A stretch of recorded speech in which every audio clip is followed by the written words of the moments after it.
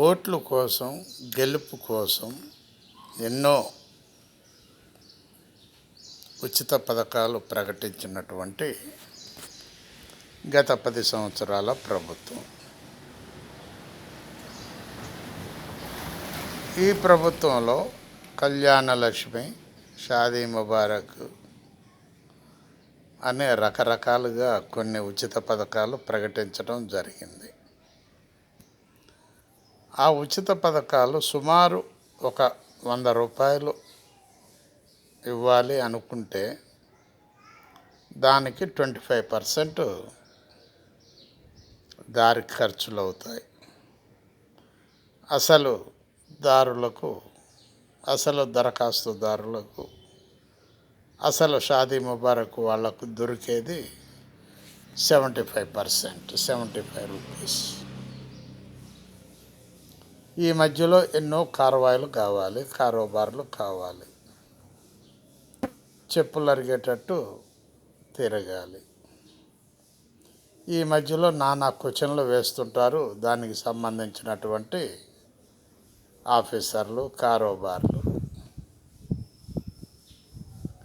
ఈ విధంగా 25%, 25 rupees, 100లో 25 rupees ఈ కారోబార్లకు, అసలు వాళ్లకు ఖర్చు పెట్టాల్సి వస్తుందని ప్రజలు చెప్పుకోవటం జరుగుతుంది.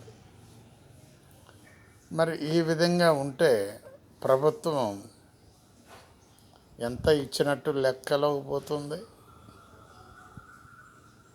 అసలు వీళ్ళని ఉచిత పథకం ప్రకటించకపోతే మ్యారేజ్ చేసుకోరనా వీళ్ళ ఉద్దేశం? షాదీ ముబారక్ అంటే పెళ్ళి కాదేనా వీళ్ళ ఉద్దేశం? ఏ ఉద్దేశంతో దాన్ని ప్రవేశపెట్టారు? సరే, ప్రవేశపెట్టారు, మంచిదే. మరి పూర్తిగా ఇస్తున్నారా? లేదు. కొంతమందికి వస్తాయి, కొంతమందికి రావు. కొంతమందికి చెక్కులు ఇస్తారు, అవి ఇన్వాలిడ్ అవుతున్నాయి. అదేమంటే డేట్ అయిపోయింది అని అంటారు. డేట్ అయిపోయిన తర్వాత ఇస్తుంటారు. ఈ ఉచిత పథకాల గురించి ఎంత చెప్పినా కూడా ఉచిత పథకాలు ప్రకటిస్తూనే ఉంటాయి. జనం దేవుంది పాపం ఆశపడుతుంటారు, ఆశాజీవులు ఆశపడుతుంటారు. వాళ్ళకు తెలియదు మనకు ఫ్రీగా ఇస్తున్నారు అనుకుంటున్నారు. వెనక నుంచి కొట్టేస్తుంటారు. ఎవడు ఫ్రీగా ఇవ్వడు. అది ఆలోచించండి.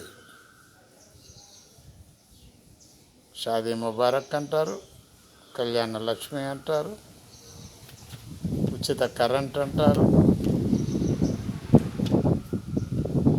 ఉచిత లాండ్రీ షాపులకు ఉచితం అంటారు, బార్బర్ షాపులకు ఫ్రీ అంటారు. అది ఎక్కడనో కొడుతున్నారు. కొట్టకుండా వాళ్ళ జేబులో నుంచి ఎవరో ఇవ్వరు.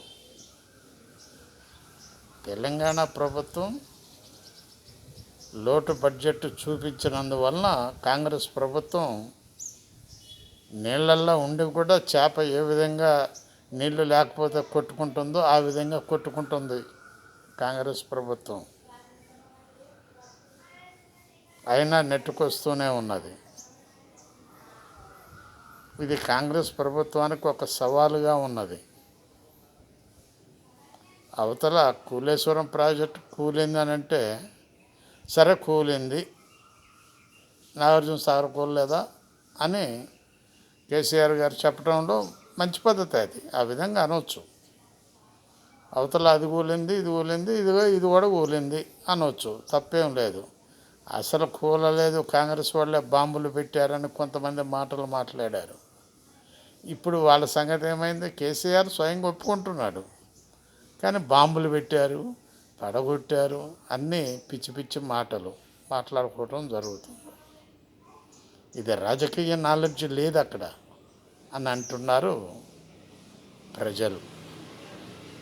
ఆలోచించండి ఒక్కసారి, ఈ విషయాలను గ్రహించండి. మీరు ఏ ప్రభుత్వం ఏ విధంగా చేస్తుందో తెలుసుకోండి. మీరు ఎంతెంత ముంచారో ప్రభుత్వాన్ని ఆలోచించండి అని అంటున్నారు మేధావి వర్గం. బాలసాని వీరప్రసాద్, హైదరాబాద్.